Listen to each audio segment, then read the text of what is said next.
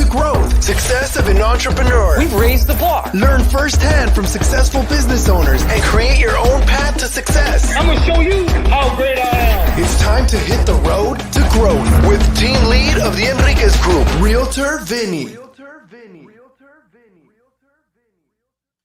Hi, Roach Growth listeners. Today I have Dedric and Krystal. I say that right? Dedric? Yeah, Dedric, that's right. Okay. And Polite. That's the last name? Polite? Polite, yes, sir. Oh my gosh. What's the background on Polite? You know how people say Baker, like you were a baker back in the day. What was Polite? Do you know? No. Well, we do know the origin of it from South Carolina. So yeah. It did originate in South Carolina in the Beaufort area. So typically anyone who is a Polite with that last name spelled the same way are going to be related. Gotcha. Was there a profession or something like that was associated with it or anything like that? Or was just... Nah, Polite's not a profession. It's more of a, people expect us to be polite. Me more so than my wife. The people who know her are like, really? You got the last name Polite now? So you had to be some good character back in the day to change your last name to Polite, right? That'd be very intriguing. Anyways, long story. Okay, I could just go off on that for a long time. Anyways, all right. So we're not here to talk about last names, even though if that was you, I'd probably Google it. Anyone listening right now, but we're here about basically real estate, host of 50/50 Flip. Kind of walk us through, I guess, what your show's about. Yeah, so our show is really the premise of it is we flip houses in 50 days or less for $50K or less in renovation costs. So when we were filming the show, the producers who came down here to document what we were doing from A&E, that's what they noticed was happening with our model. But funny enough, we're not actually fixing flip investors. We're actually buy and hold investors.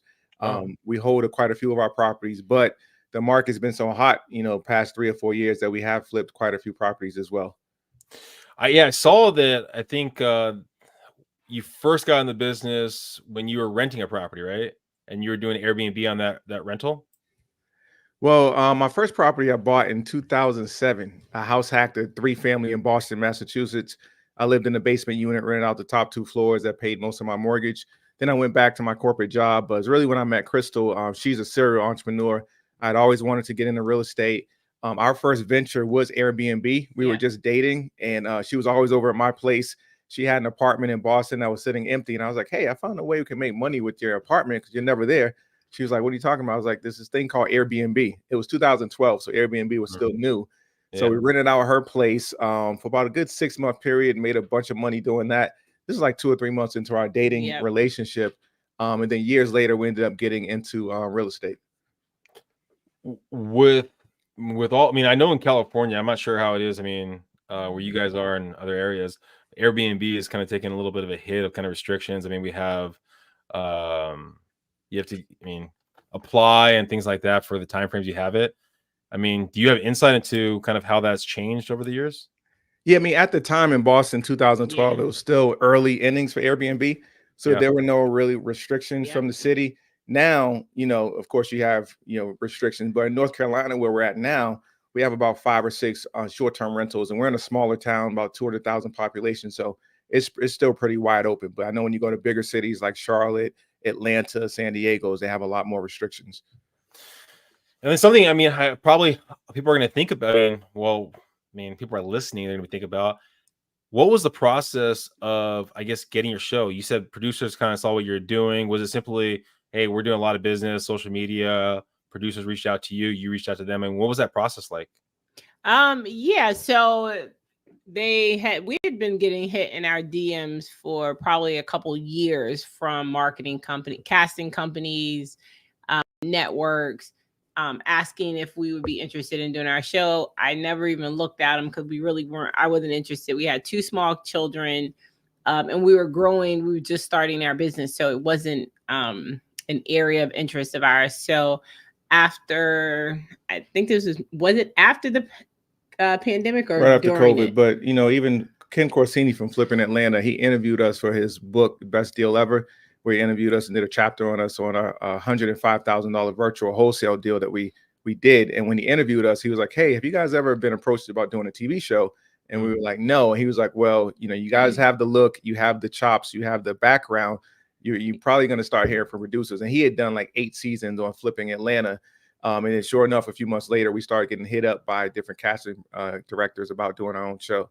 Yeah, so with A&E, they had been DMing us for probably over the course of a year. And then they finally got a hold of our 800 number. They called that, spoke to our assistant, made her promise to put us on a Zoom call. So she scheduled a Zoom call. We got on the Zoom call with them, and they was very clear. They said, hey, listen, we are not a casting company. We are A&E network. We are the actual network. We are not someone who's going to ask you to do a show and we're going to shop around a pilot for you.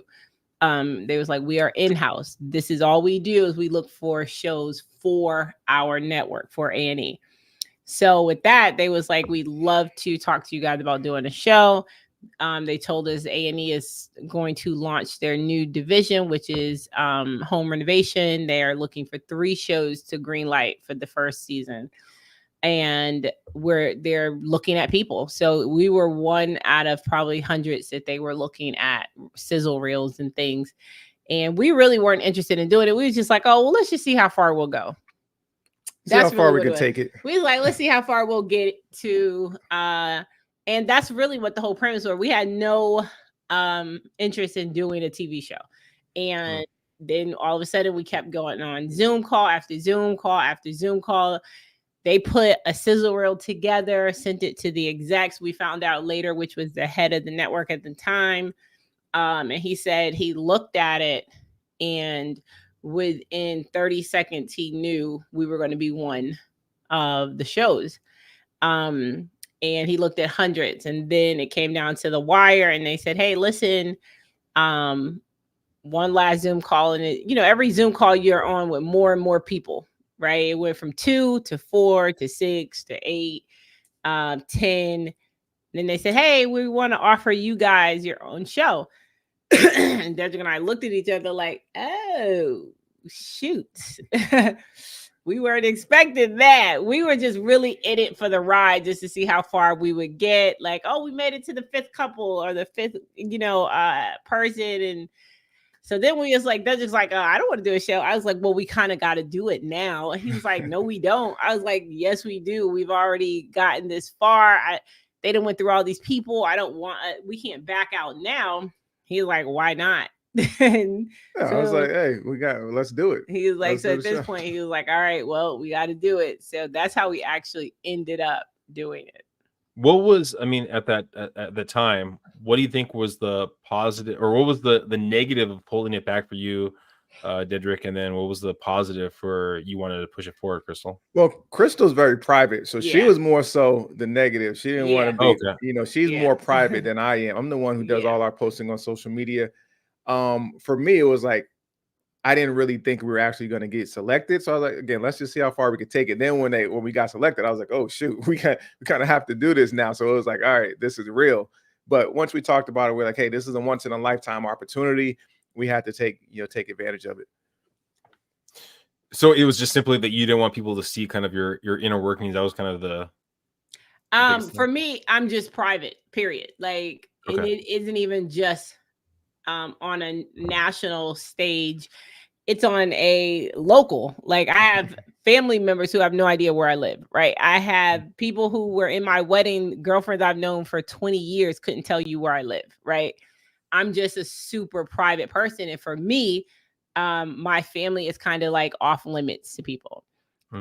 So that's really what it was for me. I'm like a closet introvert. Now, if you saw me out and you saw me at an event or we're speaking at a conference, you would be like, there's no way this girl is an introvert. But that's why tell people I'm a closet introvert, because I typically like to be home, not be bothered, with the family. That's it. So that's really what the struggle was for me, was kind of peeling back that veil and being like, oh, okay, we can let people in. What kind of changes have you seen because I'm assuming you buy a lot of your properties off market? Almost all of our properties off market.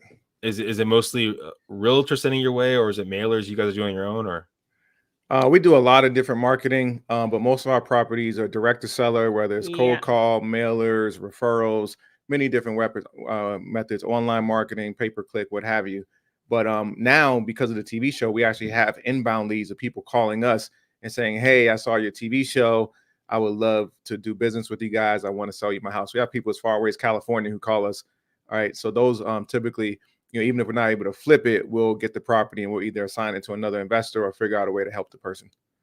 So I mean, it sounds like mostly positive from having your show. Has there been any negatives from it? It's been mostly positive. I think it's been a majority positive. I think the only which you could say is negative, we had to move offices because they showed the real office on season 1. We were get flooded by people coming to the office. Other than that, who wanted to meet us, see if we were actually really there. And then of course it'll quickly go into real estate. But other than that, it's been great. Definitely great positive feedback. Is there, I mean, and being in the real estate field here, I mean, locally in San Diego, California, right? We deal with, I mean, investors, flippers, wholesalers, I mean, all that kind of stuff all the time. And some of them are really good, as you guys know, and some of them are kind of shady, right? Yes. Now, and then perception of what's shady and what's good can vary per, I mean, who's receiving it, right? Like, I mean, someone might think, oh, they took advantage of me, or other people, okay, they were really good. Being that you have like a figure now, right? You have a show out there. Do you have to like be extra like, hey, I have to cross my T's, dot my I's, and make sure that we were doing everything right, or has that not really come across? We were already doing that before the show. Yeah, okay. We just believe in doing good business, yeah. no matter whether cameras are watching or not. What my philosophy is like, hey, would I do this to my grandmother, right? If it's not something I would do to my grandmother, I'm not going to do it to anyone else's grandmother. So as long as you do good business and do right by people, and I tell people, typically we're not those typical investors, right? Which is also a reason why the head of A&E said it only took him 30 seconds when he watching our sizzle reel to know that this was one of the couples, one of the individuals he was going to give a show to. And it's because I tell people, what you see on the show, they're only able to document because that's what we do in real life. That's who we are in real life. It just so happened both seasons they were there to capture us giving affordable housing to individuals. And I tell people we were doing it before the show. I tell people every property Dedric and I don't take down, right? We have gotten properties in super hot areas like Charlotte, North Carolina, and individuals contacted us to buy their house and through postcards, and we'll sit with them. And we've seen that this family is coming from generational poverty. Can we buy the house? Absolutely. But would it benefit us and them more if we're able to teach them, educate them on how this house can potentially help generations in their family, right? You're selling us a house that you're thinking is worth 250,000 as is, right? Dedric and I know that the houses around it have been torn down and built up and going for like 1.2 million, 1.3 million. And they're just looking at it as like, it's an old family house, has been in the family for 60, 70 years. So every other investor would be like, oh my God, I've hit the jackpot. Let me get this. Whereas we look at them and say, listen, this is our family. We see ourselves in them. This is no different than what happened to my mother's family when it came to their family home, where they sold it to another investor. Pennies on the dollar, tore it down and built up, right? And because the family member got greedy and sold it out from the rest of the other family. Exactly. So we've experienced that. We've seen it. So I told Dedric, every deal is not for us, right? Being able to help, and that family to this day sends us Christmas cards.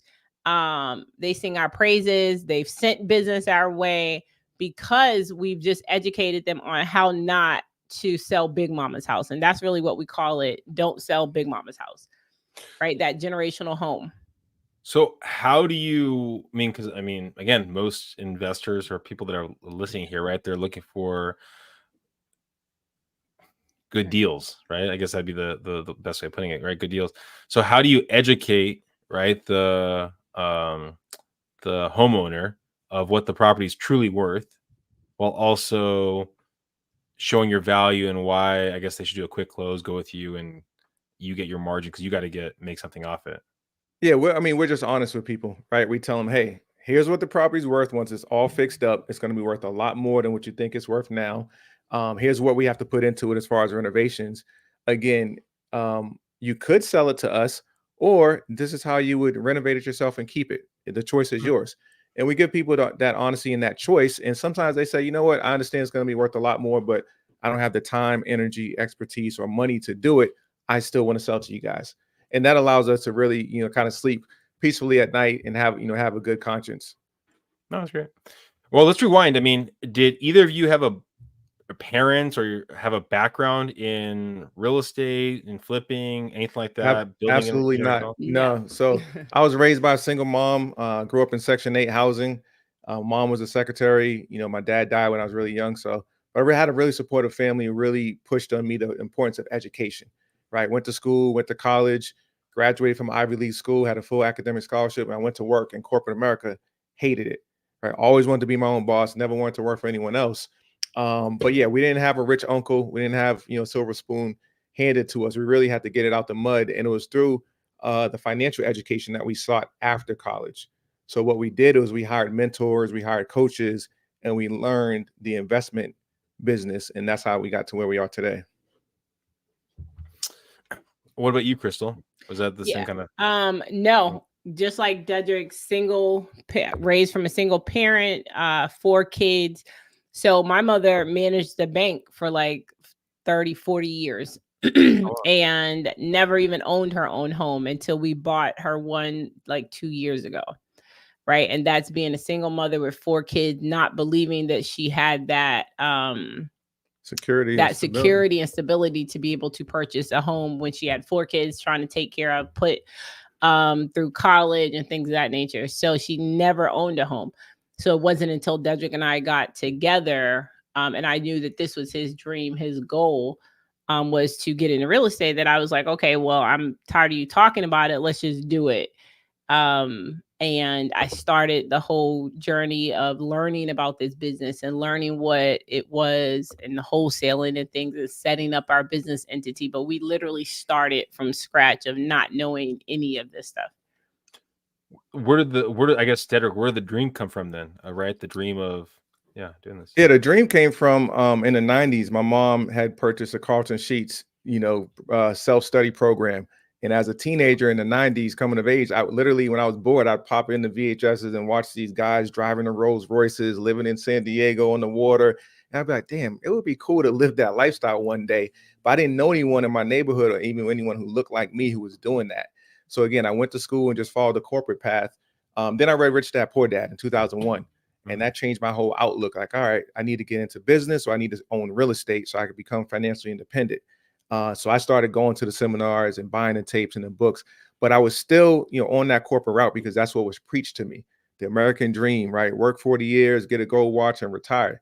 But that American dream is gone. It doesn't exist anymore. And when I met Krystal, she was a lot more of a risk taker than I was. I was more conservative because I grew up broke. I didn't want to go back to being broke by taking a risk and losing my shirt, being an entrepreneur. But when we got together, now I had a partner that was like, no, we can do this. Let's actually do it. Working together, that's how we've been able to achieve a lot. And who was your? I mean, I know Rich Dad Poor Dad. I mean, it gives you kind of like, I guess, the overview, not necessarily, I guess, the current insight, but kind of like the overview of what's needed. But did you have a mentor? Did you guys have a coach that you guys worked with when you first started? Absolutely. Oh yeah. When we first got started, we tried to figure it out ourselves. Went to YouTube University, listened to all the podcasts, stumbled our way through.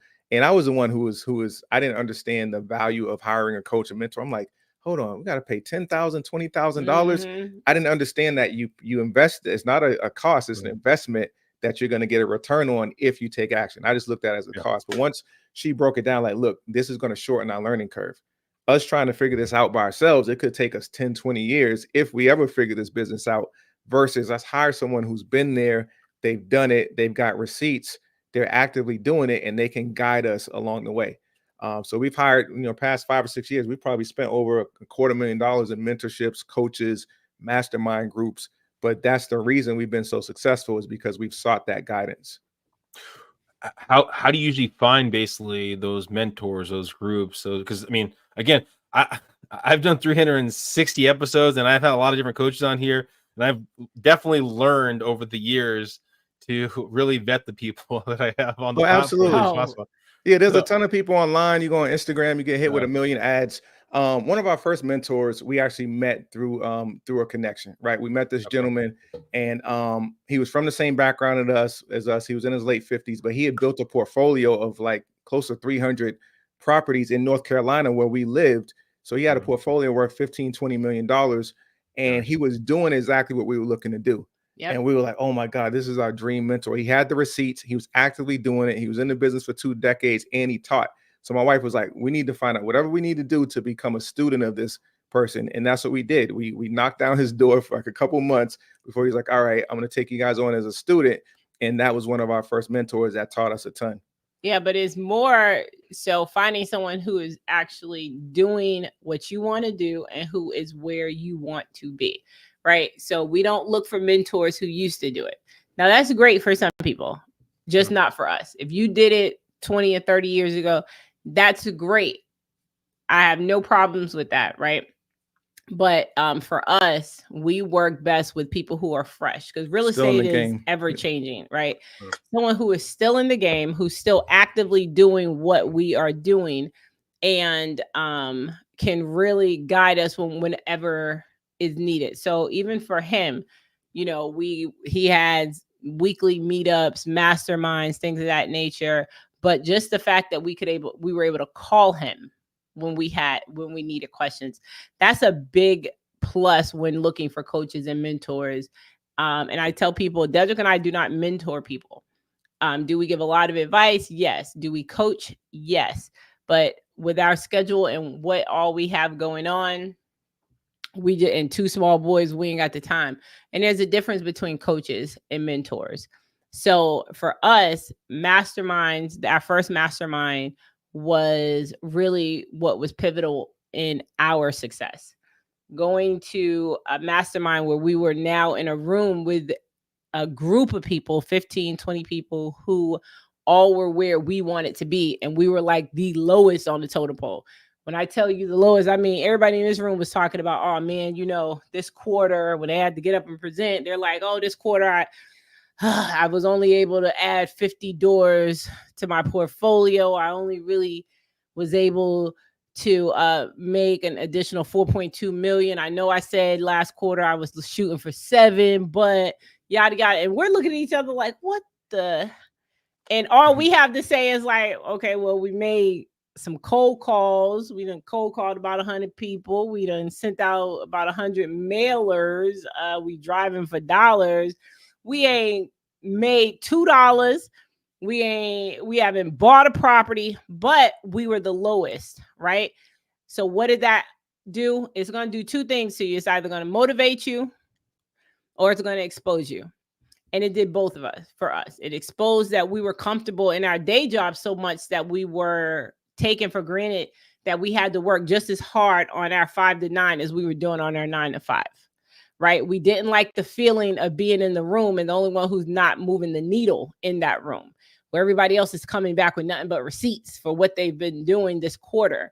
That accountability was huge in this mastermind. So for us, that mastermind alone was what really took our business to the next level, because now we were able to talk to these people and be like, yo, how did you do this? How do we do it? And they're giving us all of their secrets freely because we're in this group. We're in the room. You said something interesting. Difference between mentor and coach. I'm assuming the difference is a coach gets paid, but what's your difference of a mentor and a coach? Well, for us, a coach is someone who, and a mentor can get paid as well. But mentors are typically, like for us, the one who Dedric is speaking of, he's a mentor of ours. So we did pay him because we had an ongoing mentorship with him that is year round, where we can call him. Even now to this day, we'll call him with anything, any questions that we have. And a coach is someone who typically has structured curriculums and things that's going on for you to get from A to Z. right? For us, that coach is someone who's going to guide you through what you're doing, where you're at, assist you where you're needing that help, to get you to where you need to be as far as that milestone. That mentor is someone who is really seeing the overall big picture. Hey, listen, where you want to be in the next 20 years? What are those goals? What does that look like for you? And that's that accountability factor, right? Mentors are people who really don't have the time to coach anymore.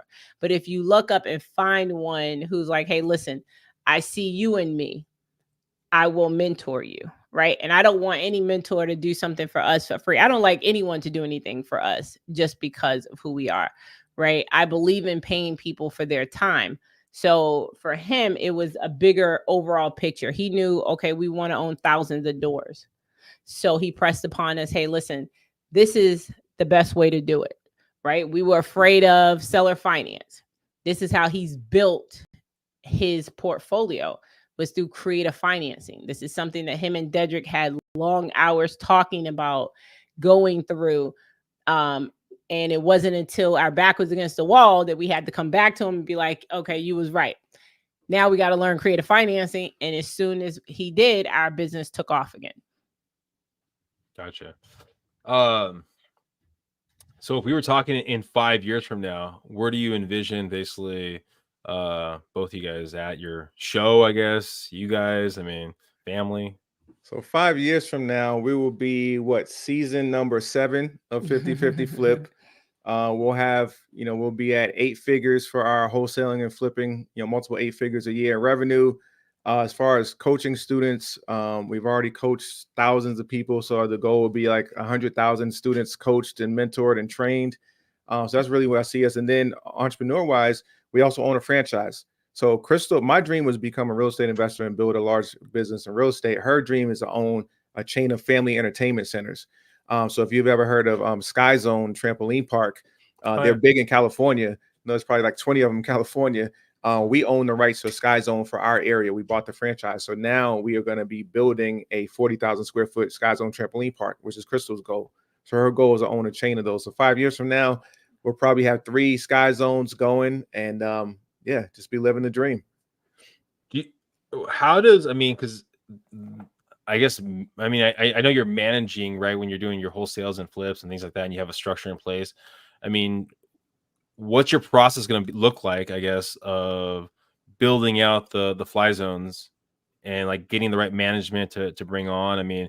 Is there like a 5-step process or something that you do when you're looking to build it out? Yeah, that's why we bought a franchise, right? It's like McDonald's. You go to Hamburger University, so you buy a franchise so you don't have to reinvent the wheel. Yep. So it's very systematized. Once we run it for like a good year, we'll hire a manager and a general manager, and we'll have staff and all that. You want to kind of talk about that? Yeah, so that, like Dedric said, that's the great part of a franchise, is that we're not reinventing the wheel. So it's a system. It'll typically be me that first year. I'll go into it maybe about 6 months, and I'll work in it day to day just so I can learn the processes. Dedric will still be running our real estate business and things of that nature.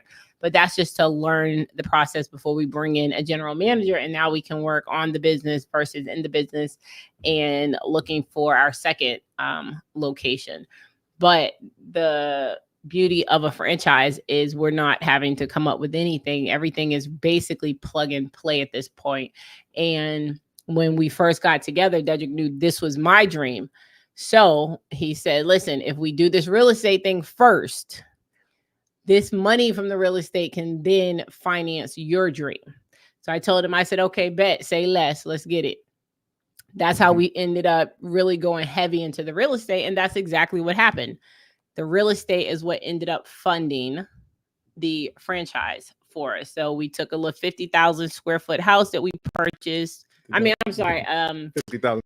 A $50,000 house that we purchased, ended up putting about 35,000 into it. We rented out for a year, had it for an Airbnb for another year, ended up selling it for 215,000. Took that money, purchased a Sky Zone. So that's what we try to really press upon people with entrepreneurship, is we don't put all of our eggs in one basket. So we've owned multiple businesses, multiple franchises. That's really where we're going to end up in the next 5 years, is really just growing the business side of our company, as well as just the real estate. The real estate is going to be there. The TV show will be there, but it's really buying and scaling other businesses as well. What I mean, you relayed that your schedule is really busy, right? With the wholesale, with the family, with the show. So for you, Krystal, what are you going to be giving up to take on the Fly Zone journey? The Sky Zone. Sky Zone yeah. journey. Nothing more than I'm already giving up. So the great thing about being an entrepreneur is I can basically do what I want, right? It's my business, it's my company. Right now, my goal, my schedule is my kids. So during the summer, every meeting I have is typically in my car. I'm sitting at a training. When I get off this call, I'll be headed right to my son's basketball training that I had someone bring him to now. And that's what I love doing, right? I love getting them to and from, being there to pick them up from everything. This super mom. That's why I got into entrepreneurship, to own my own time. Yeah, to have that freedom to do what you want, when you want, with whoever you want. So we schedule everything around the kids in our family. So that Sky Zone really just helps amplify that already, right? Because from a house that we were getting, what was it, $24,000 from a year? What was the rent? I think it was about $24,000 from a year. We've taken that money, rolled it into a Sky Zone that will make anywhere from $1 million to maybe 1.5 profit a year, right? So that gives me even more time to free up to do what I want to do. So me taking 6 months out of the year to make sure I really learn this business is just a small drop in the bucket for what it's going to give me back. Gotcha. Well, thank you guys so much for being here. If someone's listening and they're looking to either take on some of your coaching, find your show, maybe send you over a family property that maybe they want to sell, what's the best way than just getting more information? Yeah, so they can find us under all things Be Polite Properties. So Be Polite Properties on YouTube, Be Polite Properties on Instagram. You can always look up Dedric and Krystal Polite on Instagram as well. As far as our coaching, we do a ton of free training, give out a lot of free information. So for example, each month we do a free training on how anyone who's brand new, whether they have a real estate license or not, can get started investing in real estate. So they would just go to our website, politewealthportal.com. politewealthportal.com. We'll give it to you and put in the show notes. And yeah, it's not about how many doors we own. We always like to say it's about how many doors we can open for other people. So we love helping other people get started in the business. That's a good saying. I'm probably gonna steal that. Just want that's trademark. Take it. I'm gonna finish with one last question. I know you said that the producer that watched you guys when you first was on there, and it's really quick that they said yes, you're the ones. Is there, if someone right now is maybe a realtor, an investor, a flipper, whatever, and they're talking to producers, what were 5 things, 3 things, 2 things that they should remember when they're having that conversation that you think is kind of not the secret sauce, but gets them on the pathway to the secret sauce? I would say one of them is knowing your worth, right? Knowing before you get into any TV show, where are you at right now in your life, right? So we made it very clear, even before we did the show, we're not starving artists, right? So we're doing very well with real estate. So us knowing our worth really helped us in the beginning stages with the TV show. I would also say, make sure you always read on the dotted line, right? Contracts, just like in real estate, is no different than in television. Make sure you read on the dotted line. And also, for me, I would say, think about how you want to be remembered, right? Start how you want to finish. Think about how you want to be remembered. So I was very clear with our producers and stuff on the show. Look, this ain't Housewives of absolutely nothing, right? This ain't Bravo. We ain't gonna be doing, ain't no fighting that's gonna be here. We were married before the show. We will be married after the show. So the great thing about A&E is they shoot documentary style. So it's not scripted. What they're showing you is exactly what's happening in our business and in our lives. So we control our narrative.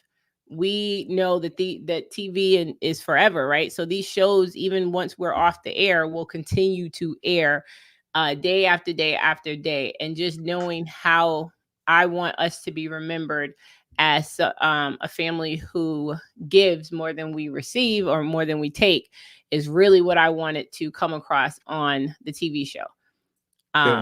And my advice would just be to be yourself. Like, be yourself, be unique. Yep. Don't try to be something you're not. Don't try to be like the guys or girls you see on TV, because the only person you can play best is yourself, right? And that would be my one piece of advice.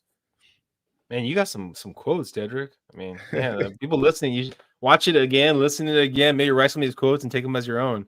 Some of them might be trademarked, just FYI. But we appreciate you having us. Yeah, thank you guys for being here. Hopefully everyone listening got some great nuggets. We do have a sponsor, Melody Cloud, so go in the show notes for Melody Cloud if you're looking for relaxed music. Also, the Enriquez Group if you're looking for any kind of Southern California real estate needs. But hey, go to Dedric, go to Krystal, go to their website. It'll be in the show notes right there. Go watch them. 50/50 Flip. Thank you guys for listening. Please subscribe, please share, and go talk to the Polites. Bye, everyone. Let's go.